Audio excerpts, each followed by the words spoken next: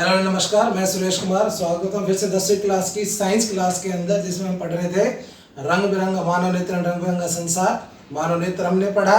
पिछली वीडियो में हमने पढ़ा था विक्षेपण, प्रकाश विक्षेपण यानी कि डिस्पर्जन ऑफ लाइट। कि जब भी सन की वाइट लाइट किसी ग्लास प्रिज्म से गुजरती है तो वो 7 कलर्स में डिस्पर्ज हो जाती है, 7 रंगों में विभाजित हो जाती है, जिसे हम कहते हैं प्रकाश विक्षेपण। ठीक है, प्रकाश विक्षेपण में एक बार उसको रिवाइज कर लीजिए किस तरह से था। ये प्रिज्म था और ये व्हाइट लाइट यानी कि श्वेत प्रकाश है, और यहां से गुजरने के बाद ये 7 रंगों में विभाजित हो जाती है। कितने रंगों में? 7। जिसमें सबसे नीचे कौन सा होता है? बैंगनी यानी कि वॉयलेट, और सबसे ऊपर कौन सा होता है? रेड यानी कि लाल।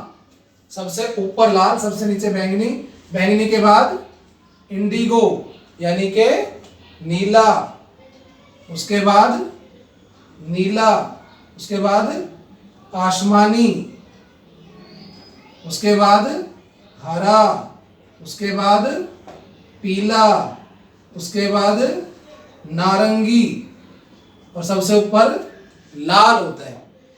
और इसका वजह क्या बताई थी मैंने? कारण क्या बताया था कि सभी रंगों की तरंगदैर्घ्य अलग अलग होती है, इसलिए सभी अलग अलग कोण से विचलित होते हैं। ये प्रकाश को ऐसे जाना था सीधा, लेकिन इसमें से निकलने के बाद प्रकाश अपवर्तन होता है, अपवर्तन के कारण ये मुड़ जाती है।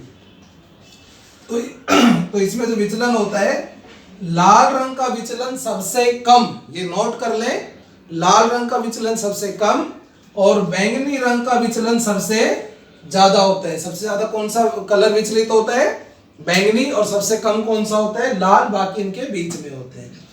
यही चीज आपने कांच की स्लैब में भी पढ़ी थी, लेकिन कांच की स्लैब में तो प्रकाश का प्रकीर्णन, डिस्पर्जन, विक्षेपण नहीं होता।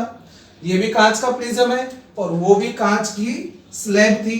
तो इसमें जब लाइट गुजरती है तो आपने देखा होगा कि जो एमर्जेंट रे होती है, जो निर्गत किरण होती है, इसे क्या बोलते हैं? निर्गत किरण। ये निर्गत किरण जो होती है, ये आपतित किरण की दिशा में ही जाती है, यानी कि यहाँ पर कोई विचलन ही नहीं होता। और कोई विचलन नहीं होता तो सभी रंग समानांतर आते हैं और कोई विक्षेपण प्रकाश का नहीं होता, क्योंकि इसमें कोई विचलन नहीं होता। लेकिन इसमें विचलन होता है, सबका अलग अलग होता है, इसलिए इसमें विक्षेपण होता है। ठीक है, तो कौन सा कलर ज्यादा होता है, कौन सा कम होता है, वो मैंने आपको बताया। और मैंने ये भी बताया था कि इंद्रधनुष का बनना भी प्रकाश विक्षेपण की वजह से ही होता है। कि बारिश के दौरान एटमॉस्फेयर में, वायुमंडल में वाटर ड्रॉपलेट, पानी की बूंदें रह जाती है, जो सूर्य के प्रकाश को विक्षेपण करती है, वो प्रिज्म की तरह काम करती है। और जब सूर्य का प्रकाश पानी की बूंदों पर गिरता है तो पानी की बूंदों के द्वारा, देखो ये पानी की बूंद है, ठीक है, ये पानी की बूंद है, मैं समझा रहा हूं आपको, और ये सूर्य का प्रकाश, ये है श्वेत प्रकाश सूर्य का। तो जैसे ही प्रकाश इंद्रधनुष किधर बनता है? जिस साइड में सूरज होगा उसके विपरीत। सूरज इधर है तो आप इधर देखेंगे, सूरज पीछे है तो इंद्रधनुष आपको सामने दिखाई देगा। तो क्यों दिखता है? कि जब सूर्य का प्रकाश पानी की बूंद से टकराता है तो पहले तो पानी की बूंद के अंदर जाएगा, तो वो वायु से पानी की बूंद के अंदर जा रहा है, वायु से पानी में जा रहा है, तो माध्यम बदल गया। तो ये क्या हुआ? अपवर्तन। तो पहले क्या होता है? अपवर्तन, अपवर्तन हुआ। अब अपवर्तन होके वो पानी के अंदर ऐसे जा रहा है, मुड़ गया, नहीं सीधे जाना था इधर, मुड़ गया। अब वो पानी से बाहर आने की कोशिश करेगा। अब सुना ध्यान से, पानी से वायु में वापस आने की कोशिश करेगा, पानी से बाहर आने की कोशिश करेगा, यानी कि फिर से क्या चाहेगा वो? अपवर्तन करना। लेकिन यदि पानी से बाहर ये आ गया तो कोई इंद्रधनुष नहीं बनेगा। और जब ये, कई बार ऐसी सिचुएशन होती है, कुछ ऐसे कोण से टकराती है लाइट कि ये पानी से बाहर नहीं आ पाता प्रकाश, बल्कि पानी की सतह से टकराकर वापस परावर्तित हो जाता है पानी के अंदर ही, पानी के अंदर जाके इसी से टकरा के वापस। इसे कहते हैं पूर्ण आंतरिक परावर्तन। ये ध्यान रखें बच्चों, इसे क्या बोलते हैं? पूर्ण आंतरिक परावर्तन। पूर्ण आंतरिक परावर्तन, टोटल इंटरनल रिफ्लेक्शन, पूर्ण आंतरिक परावर्तन हो गया। फिर यहां प्रकाश टकरा के वापस ऐसे बाहर आता है, फिर से यहां पे अपवर्तन होता है, फिर यहां से अपवर्तन होता है। देखो प्रिज्म की तरह यूं गया और यूं मुड़ा, प्रिज्म में भी तो ऐसे ही हो रहा था, यूं प्रकाश गया और ऐसे मुड़ रहा है, वी बन रहा है ना, इसमें वैसे वी बन रहे हैं। तो इस तरह से बूंदों के बहुत सारे ढेर सारी बूंदें होती हैं, सभी प्रकाश का विक्षेपण करती है और क्या बनता है, इंद्रधनुष, रेनबो, जिसमें कितने रंग होते हैं, 7। ठीक है, इसी तरह प्रिज्म की तरह ही। तो अब हम एक नया टॉपिक शुरू करने जा रहे हैं, प्रकाश प्रकीर्णन यानी कि स्कैटरिंग ऑफ लाइट। आप लोगों ने देखा होगा साफ आसमान का रंग नीला होता है ना, साफ आसमान का रंग नीला होता है। सुबह सुबह जब आप उठे होगे, early in the morning, early in the morning जब आप उठे होगे,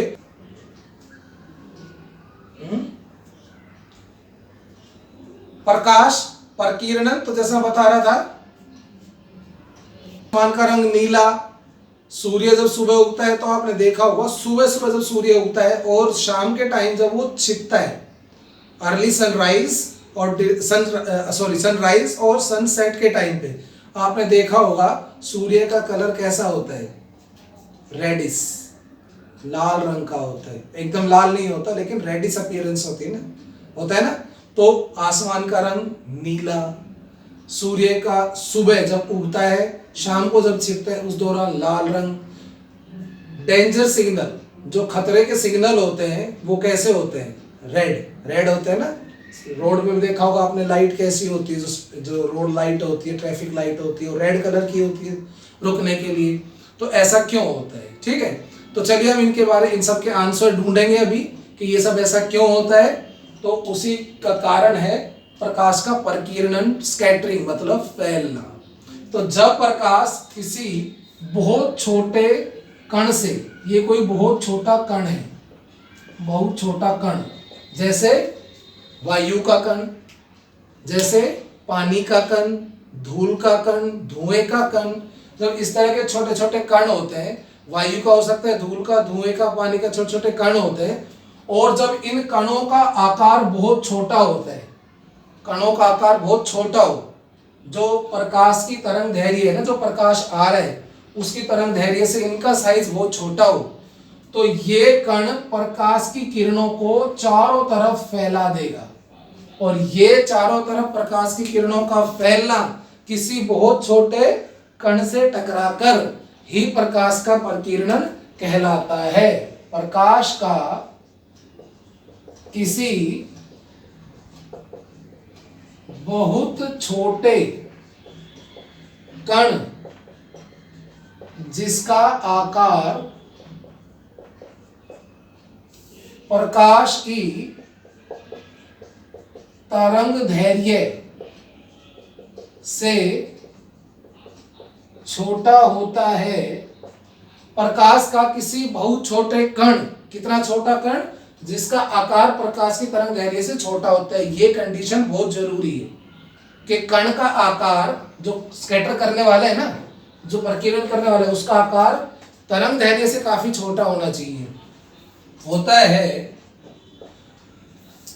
प्रकाश का किसी बहुत छोटे कण जिसका आकार प्रकाश की तरंग दैर्घ्य से छोटा होता है, टकराकर चारों ओर फैलना प्रकाश का प्रकीर्णन कहलाता है। प्रकाश का प्रकीर्णन कहलाता है कि जब कोई कण, कोई प्रकाश की किरण किसी कण से टकराती है तो चारों तरफ फैल जाती है, यही प्रकाश का प्रकीर्णन होता है। अब इसके अंदर मैं आपको बता दूं, जो वही बात है कि लाल रंग जो होता है उसका प्रकीर्णन सबसे कम होता है, क्योंकि आप अभी तो आप खैर 10th क्लास में हो, 12th क्लास में आएंगे तो आपको और अच्छी तरह से समझ में आएगा कि जो प्रकाश का प्रकीर्णन होता है वो कहीं ना कहीं तरंग दैर्घ्य के व्युत्क्रमानुपाती यानी कि इनवर्सली प्रोपोर्शनल होता है। आई यहाँ पे क्या है, जो प्रकाश प्रकीर्णन हो रहा है उसका, उसकी तीव्रता, जो प्रकाश प्रकीर्णन हो रहा है वो है इनवर्सली प्रोपोर्शनल टू तरंग दैर्घ्य। तो जितनी ज्यादा तरंग दैर्घ्य होगी प्रकाश का प्रकीर्णन उतना ही कम होगा। ठीक है, तो इसमें हम ये कह सकते हैं, अब ये लिख सकते हैं कि जितनी बड़ी तरंग दैर्घ्य होगी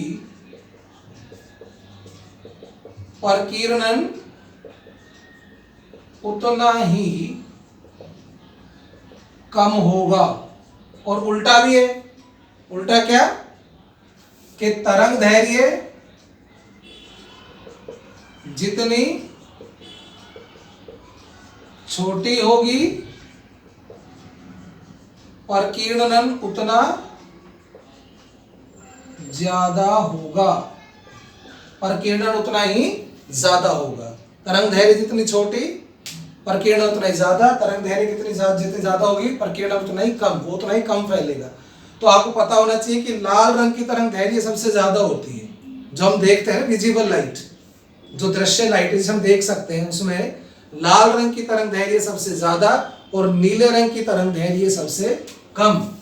आप ये समझ लीजिए, लाल रंग की तरंग दैर्घ्य सबसे ज्यादा, इसलिए क्या होगा, लाल रंग के प्रकाश का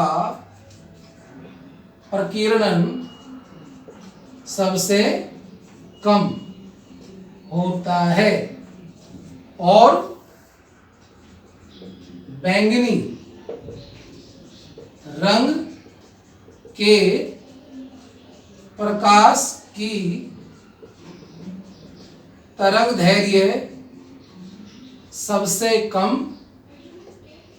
और प्रकीर्णन सबसे ज्यादा होता है। प्रकीर्णन उसका सबसे ज्यादा होता है।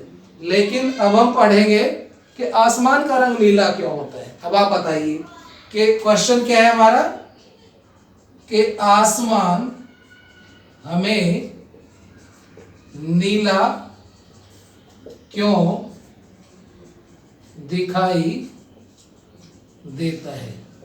Why do sky appears blue? जो क्लियर स्काई होता है, साफ आसमान होता है, वो हमें नीला दिखाई देता है, लेकिन आसमान का रंग नीला नहीं होता। आप नीला नहीं कह सकते उसे, वो एक नया ही कलर है, आसमानी कलर हम बोलते हैं उसको। तो आप देखिए इसका उत्तर एक लाइन में दे सकते हैं। ये सूर्य है और ये हमारी पृथ्वी, और ये पृथ्वी है, और पृथ्वी के चारों तरफ क्या होता है, वायुमंडल। वायुमंडल में दुनिया भर की गैसेस, धूल, मिट्टी के कण, धूल के कण, मिट्टी कण और धुएं के कण होते हैं। तो जब सूर्य का प्रकाश वायुमंडल में प्रवेश करता है तो सूर्य के प्रकाश में, जैसे हम श्वेत प्रकाश में 7 रंग होते हैं, 7 तरंग दैर्घ्य होती है। तो ये जो धूल और धुएं के कण होते हैं, ये उनको स्कैटर कर देते हैं, उनको फैला देते हैं, फैला देंगे। तो सबसे ज्यादा कौन सा फैलेगा, बैंगनी, उसके बाद नीला, फिर उसके बाद और सबसे कम कौन सा फैलेगा, लाल। लाल सबसे कम फैलेगा। सबसे ज्यादा कौन सा फैल गया, नीला फैल गया, वो बैंगनी फैल गया, फिर नीला, फिर एंड सो ऑन, सब सारे फैलते हैं। लेकिन सबसे ज्यादा बैंगनी, उसके बाद नीला और सबसे कम लाल। तो इसलिए सभी फैल के हमारे आसमान का रंग कैसा बना देते हैं, नीला।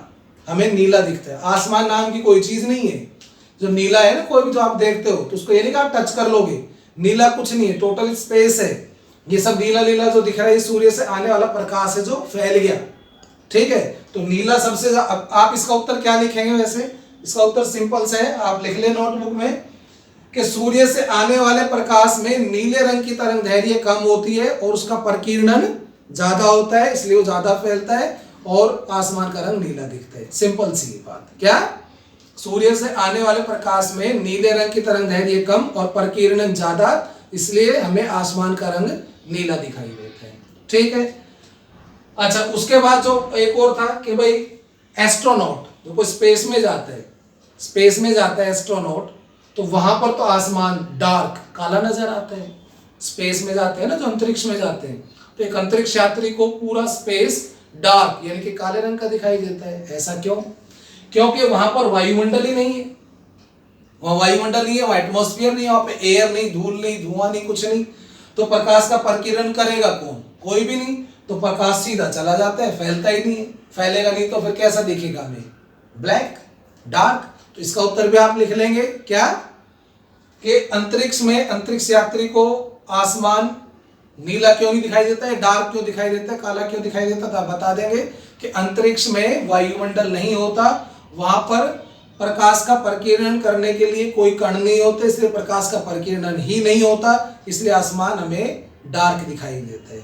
और इसी क्रम में क्या था कि सूर्य का रंग सुबह और शाम को उगते वक्त और डूबते वक्त लाल क्यों होता है? इसका कारण भी प्रकाश का प्रकीर्णन ही है। अब सुबह जो सूर्य उगता है और सूर्यास्त होता है तो सूर्य का रंग लाल क्यों होता है? देखिए, सुबह के टाइम ये पृथ्वी जैसे हमारी ये चारों तरफ वायुमंडल है और ये सूर्य है, सूर्य ही, ठीक है। और जब इस सूर्य का प्रकाश वायुमंडल में प्रवेश करेगा तो इसका जो रास्ता है सबसे लंबा होगा सुबह के टाइम, और शाम को भी, इवनिंग में भी, क्योंकि ये लेटरली एंटर कर रहे हैं ना, लेटरली एंटर कर रहे हैं तो इसका पाथ बड़ा होगा। और दोपहर के टाइम में सूरज बिल्कुल ऊपर होता है तो एकदम नॉर्मल आती है लाइट, तो पाथ कम होता है, रास्ता कम होता है। लेकिन सुबह और शाम को रास्ता ज्यादा है।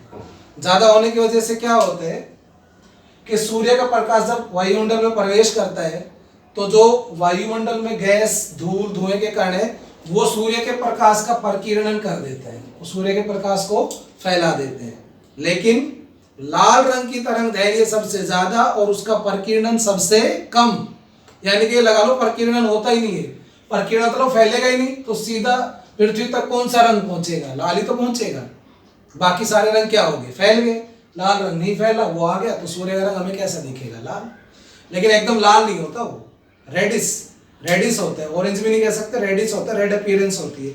क्योंकि स्कैटर जो बाकी रंग है वो सारे के सारे स्कैटर, मतलब पूरी तरह से स्कैटर थोड़ी होते हैं। जैसे मान लो बैंगनी कलर है, हम कहते हैं सबसे ज्यादा स्कैटर होता है, सबसे ज्यादा जरूर होगा लेकिन पृथ्वी तक पहुंचेगा तो सही। तो सबसे कम कौन सा पहुंचेगा? बैंगनी। उससे कम, उससे ज्यादा कौन सा पहुंचेगा? नीला। उससे ज्यादा आसमानी, उससे ज्यादा हरा, उससे ज्यादा, और सबसे ज्यादा कौन सा पहुंचेगा? लाल। तो सबको मिलाएंगे तो कैसा रंग आएगा? अपीयरेंस रेड आएगा। भाई एक टीन भर के हम डाल दें लाल रंग, एक बाल्टी भर के डाल दें नारंगी, आधी बाल्टी भर के डालें पीला, उससे एक डब्बा डालें हरा, एक 100 ml डालें आसमानी, ऐसे सब मिलाओगे तो सबसे ज्यादा कलर अपीयरेंस क्या आएगा? लाल ही तो आएगा। तो लाल रंग सबसे ज्यादा पहुंचेगा, बाकी कलर थोड़े थोड़े पहुंचते हैं। तो हमें इसका उत्तर क्या लिखना है कि सूर्यास्त और सूर्योदय के समय, सनराइज और सनसेट के समय सूर्य का रंग लाल क्यों दिखाई देता है? तो आप क्या बताएंगे कि लाल रंग की तरंग दैर्घ्य सबसे अधिक होती है और उसका प्रकीर्णन सबसे कम होता है, इसलिए सुबह और शाम को लाल रंग हमें दिखाई देता है, बाकी रंगों का प्रकीर्णन हो जाता है। आप समझ गए? तो इस तरह से आप बता सकते हैं। अब ये भी पूछा जा सकता है कि भाई खतरे के जो सिग्नल होते हैं वो लाल क्यों होते हैं, ट्रैफिक लाइट रेड क्यों होती है? वही लेजर लाइट देखी होगी आपने, लेजर लाइट लाल रंग की होती है, बच्चों के पास भी होती है, दूर तक जाती है, क्योंकि लाल रंग का प्रकाश तरंग दैर्घ्य सबसे अधिक और प्रकीर्णन सबसे कम, तो फैलेगा नहीं तो दूर तक जाएगा। इसीलिए सिग्नल जो होते हैं लाल रंग के होते हैं, आप दूर से देख सकते हो, क्योंकि लाल रंग की तरंग दैर्घ्य सबसे अधिक, प्रकीर्णन सबसे कम, फैलेगा नहीं तो दूर तक जाएगा, इसलिए डेंजर सिग्नल भी लाल होते हैं। तो इसलिए आप इसको रिवाइज करें, समझे, पढ़ें, नोटबुक में नोट करें और काम को भेजते रहें। चैनल को शेयर, सब्सक्राइब करना ना भूलें। Thank you.